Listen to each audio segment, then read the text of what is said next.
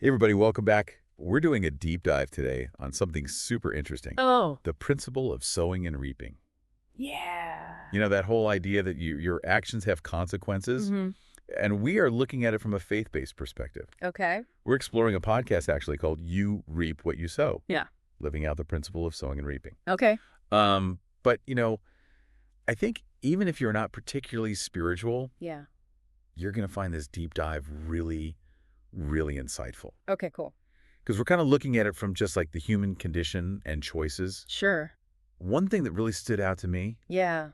was that this principle applies even under God's grace. Okay. And so that really got me thinking, like, Yeah. if we're forgiven for our mistakes, Right. do our actions still kind of have the same weight? That's a really interesting question. Yeah. And it's something that this podcast really digs into. And one of the things that they do is they use this analogy Okay. from Galatians 6.7 says, our actions are like seeds. Right. What we plant is what grows. Mm. And so the idea isn't that you're constantly being punished, Right. for every misstep. Yeah. It's more that our choices create this ripple effect Okay. that shapes our lives and the lives of the people around us. So it's more about the natural consequences of our actions. Yeah. Not necessarily like divine retribution. Exactly. The podcast emphasizes that God's grace Yeah. doesn't erase the inherent connection Okay. between our choices and their outcomes. Mm. Think about it like this. If you plant an apple seed, Yeah. you're not going to get oranges. Right. Like there's a natural order to things. Yeah. There's a cause and effect relationship Right. that just operates regardless of our beliefs. That makes sense. Yeah. So even though we might be forgiven for our shortcomings, like Yeah. the impact of our actions still plays out, in the real world. Exactly. And this is where this whole idea of sowing good comes into play. Okay. So the podcast highlights this really beautiful imagery. In Luke 6.38, where it talks about giving generously Okay. and receiving in return a good measure, pressed down, shaken together, and running over, Wow. it's not about like a transactional exchange with God. Yeah. It's about the abundance that flows from a life Mhm. that's lived in alignment with this principle. I love that image, like that overflowing measure. Yeah. It really captures that idea that when we sow good seeds, Mm-hmm. the harvest can be even greater than what we initially planted. Absolutely. But it also makes me wonder, like, what does sowing good actually look like in practice? Is it Right. all about, like, these grand gestures and charitable acts? That's where it gets really interesting. Okay. So the podcast argues that sowing good, Okay. it isn't necessarily about like the size of the action, Mhm. but rather the consistency and the intention behind it. Okay. It's about those everyday choices, those small acts of kindness and generosity Yeah. that might seem insignificant on their own, Yeah. but over time can have a profound impact. So it's more about, like, the cumulative effect of our actions Exactly. rather than isolated grand gestures. It's like weaving a tapestry. Okay. Each thread, each small act of kindness Yeah. contributes to the overall beauty and strength of that final creation. I like that. Yeah.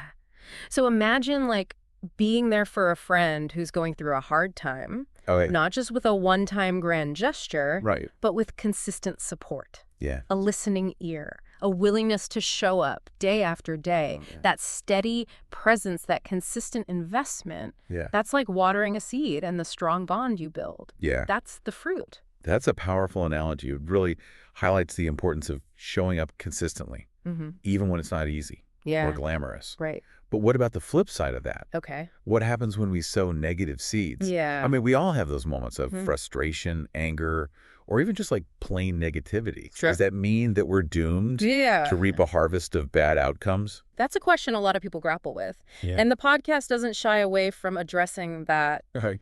darker side of this principle. Well, And it emphasizes that just as sowing good yeah. can create this positive ripple effect, sowing negativity can have equally far-reaching consequences. Yikes.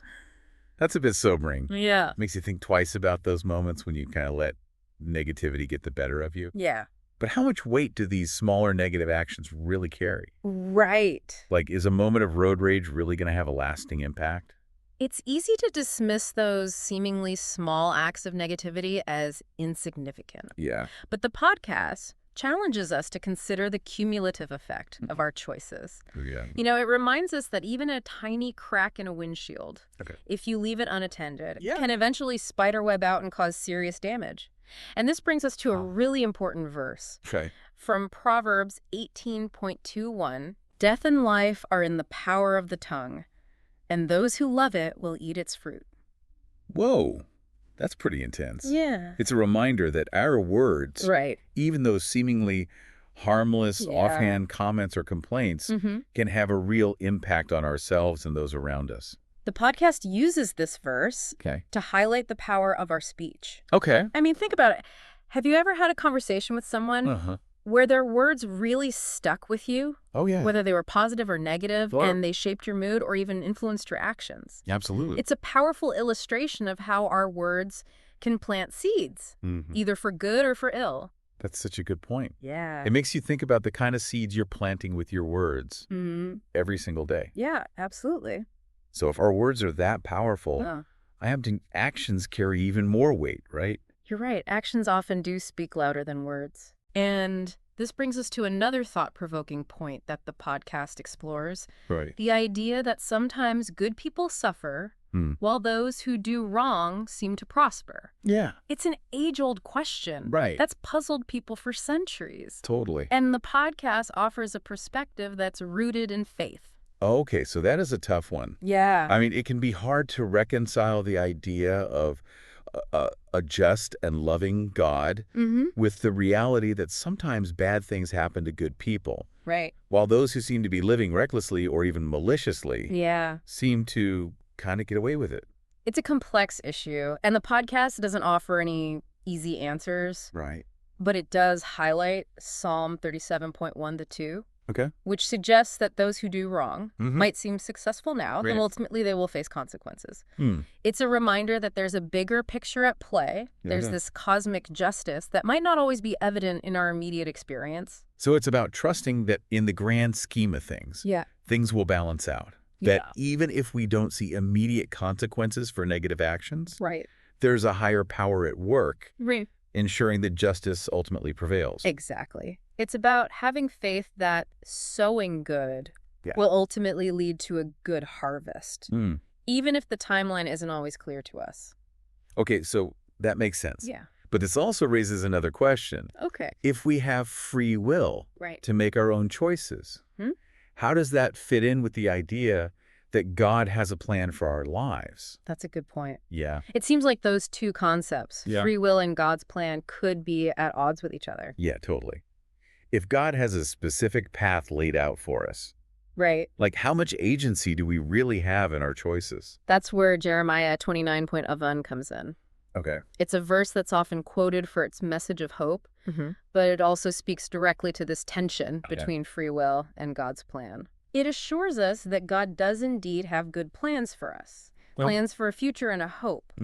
But it doesn't imply that our lives are predetermined. So it's not like God has this rigid script that we're forced to follow, but rather a general direction, a desired outcome that we can either move towards or away from based on our choices. Precisely. Think of it like this: God gives us the map, but we decide which route to take. We have the freedom to choose, but our choices have consequences, both positive and negative. And that's where this principle of sowing and reaping really comes into play. It helps us understand the connection between our choices and their outcomes, and it empowers us to make choices that align with the path that God has set before us. Okay, so it's about aligning our choices with God's plan and trusting that the journey, even with its bumps along the way, is leading us somewhere good. Exactly. It's about having faith in the process. And recognizing that our choices have the power to shape not only our own lives, but also the lives of those around us. That's powerful. Yeah. And that brings us to the practical side of things. You know, what are some tangible ways we can start sowing good seeds in our lives? How do we actually put this principle into practice? That's where the rubber meets the road, right? Right. It's one thing to understand it, but it's another thing entirely to actually live it out. Right. Totally. The podcast we're exploring today offer some really practical tips. And they all boil down to making conscious choices in our daily lives. Okay. I'm all ears. Okay. Give me the actionable steps. Okay. Where do we start? Well, one of the most powerful suggestions is to practice intentional kindness. Okay. Think about those small everyday interactions. Holding the door for someone. Yeah. Offering a genuine compliment. Letting someone merge in traffic. Okay. They might seem insignificant on their own. Right. But they create these ripples of positivity. I love that. It's not about waiting for the grand opportunity to do good. Right. But rather just finding those little moments in our everyday routines where we can choose kindness over indifference. Exactly. But do you think those small acts really make a difference? Yeah. I mean, it's easy to feel like they get lost in the noise of a busy day. It's a valid question. Yeah. But consider this. Have you ever been on the receiving end of an unexpected act of kindness? Oh, for sure. However small it might have been. Yeah. Did it brighten your day? Even just a little. Oh, absolutely. It's like those ripples I mentioned. Yeah. You might not see the full extent of their reach. Right. But they're definitely there. Yeah. And who knows? Maybe your act of kindness will inspire someone else to do the same. Oh, that's cool. Creating a chain reaction of positivity. A chain reaction of kindness. Yeah. That's much more hopeful than a drop in the ocean. Absolutely. Okay, so intentional kindness, check. What other practical tips does the podcast suggest? Another key point is being mindful of our words. Okay. Remember that verse from Proverbs about death and life are in the power of the tongue? Yeah. Well, it's a reminder that we can choose to speak life into situations. Okay. Instead of complaining or gossiping, we can offer words of encouragement, support, or even just a listening ear. That's a good reminder, especially in today's world, where it's so easy to get caught up in negativity and criticism. Right. But it's not always easy to bite your tongue. Right. Especially when you're feeling frustrated or angry. Sure. Any tips on how to cultivate that kind of positive self-talk? It's definitely a practice. Okay. Not a quick fix. No. One thing that helps is to become aware of your own internal dialogue. Okay. What kind of messages are you sending yourself? Are they encouraging and supportive? Yeah. Or are they critical and self-defeating? Right. And once you start paying attention to that inner voice, you can start to consciously shift it towards a more positive and compassionate tone. It's like weeding out the negative self-talk. Yeah. And planting seeds of self-compassion instead. Exactly. Okay, so we've talked about intentional kindness and mindful speech. Okay. What else can we do to actively sow good seeds in our lives? The podcast also highlights the importance of investing in relationships. And this goes beyond just being there for people in times of need. It's about actively nurturing those connections, making time for meaningful conversations, offering support, showing genuine interest in the people who matter to you. So it's about going beyond just the surface level interactions. Right. And really putting in the effort to cultivate deep, meaningful relationships. Exactly. That's something I've been thinking about a lot lately. Yeah. It's so easy to get caught up in the busyness of life and let those connections kind of slip away. I hear you. Something we all struggle with. Yeah, for sure. But the podcast reminds us that those relationships are the garden where we plant many of our most important seeds. They provide the soil for growth, the support system that helps us weather storms, the source of so much of the joy and meaning in our lives. That's a beautiful way to put it. Yeah. It makes me think about the different kinds of relationships in my life and how I can be more intentional about nurturing them. Yeah. And speaking of nurturing, this brings us back to one of the most powerful ways to sow good seeds. Okay. Forgiveness. Forgiveness. Yeah. It's a topic that's often misunderstood. Okay. You know, people sometimes think it's about condoning the wrong that was done or letting someone off the hook. Yeah. But true forgiveness is much deeper than that. So if it's not about condoning bad behavior, what is it about? Right. What does forgiveness really mean in the context of sowing and reaping? It's about releasing the bitterness and resentment that can take root in our hearts when we've been hurt or wronged. Holding on to those negative emotions. It's like planting seeds of poison in our own garden. Oh, wow. They contaminate the soil, making it difficult for anything good to grow. That's such a vivid image. Yeah. It really highlights that self-destructive nature of holding on to grudges. It's like we're punishing ourselves by clinging to that anger and resentment. Exactly. And the podcast emphasizes that forgiveness is not about the other person.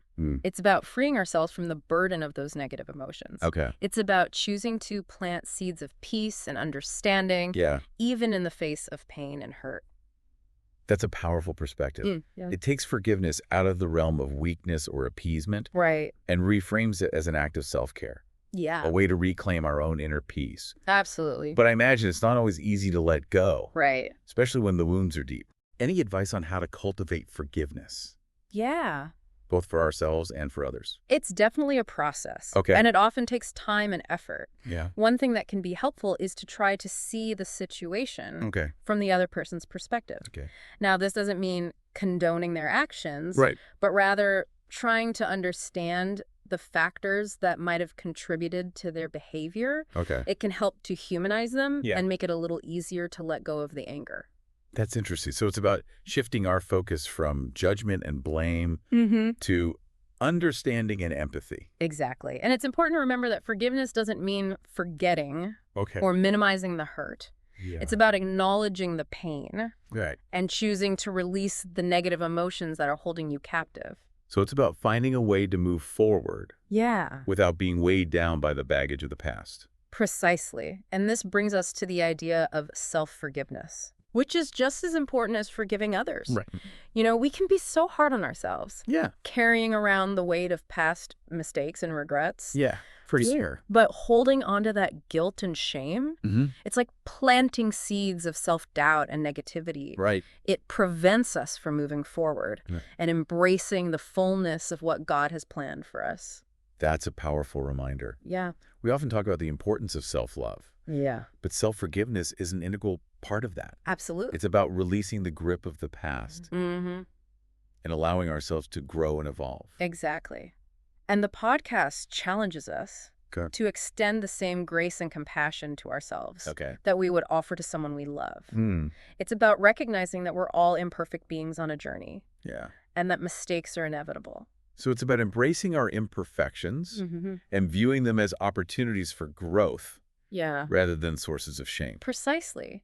And this brings us to one of the most powerful challenges. The podcast leaves us with this call to daily reflection. Okay. It encourages us to take a step back and ask ourselves, what kind of seeds am I planting in my life? Okay. Are they seeds of love, patience, kindness, forgiveness? Right. Or am I unknowingly sowing seeds of negativity, resentment, and fear?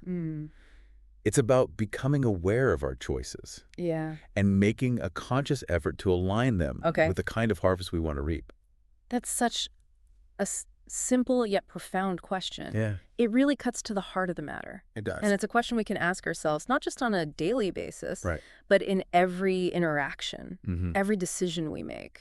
You're right. It's about cultivating that awareness, that constant mindfulness of the seeds we're planting in our lives and in the world around us. Yeah. And it's about remembering that we always have a choice. No matter what seeds we've sown in the past. Right. We always have the opportunity to start planting new ones. That's incredibly empowering. Yeah. It reminds us that we're not defined by our past choices. Right. But rather by our willingness to learn, to grow, and to choose differently in the present moment. Absolutely. So if we could kind of zoom out for a moment and look at the bigger picture, what would you say is like the central message of this podcast? What's the key takeaway for listeners? I think it's the principle of sowing and reaping. Okay. It's not just some feel-good philosophy or religious dogma. Right. It's a fundamental truth that operates in every area of our lives.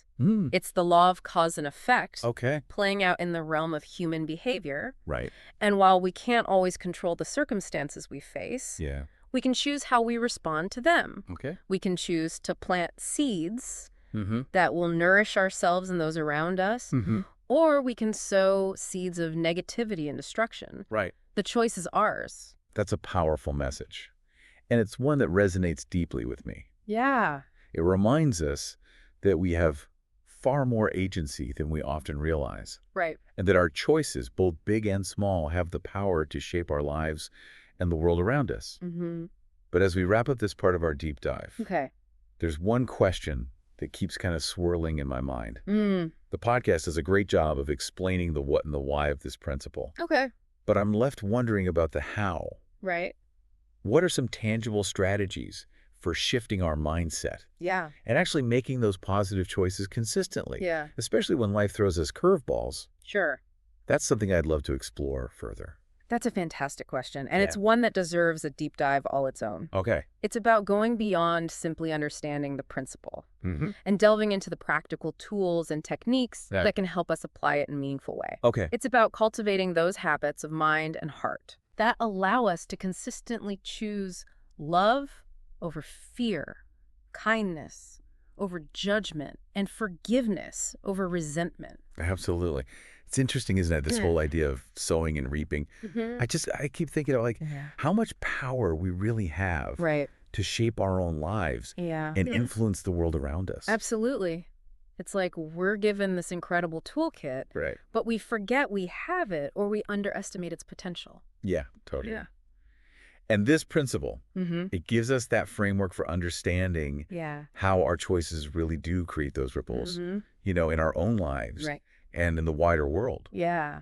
It's powerful. But as you mentioned earlier, it's not just about understanding it. It's about embodying it. Right. It's putting it into practice in a way that becomes second nature. And that's where I think a lot of us get stuck. Sure. It's easy to talk about choosing kindness and forgiveness. Right. But in the heat of the moment, it can be so hard to actually do it. Absolutely. So how do we bridge that gap between intention and action?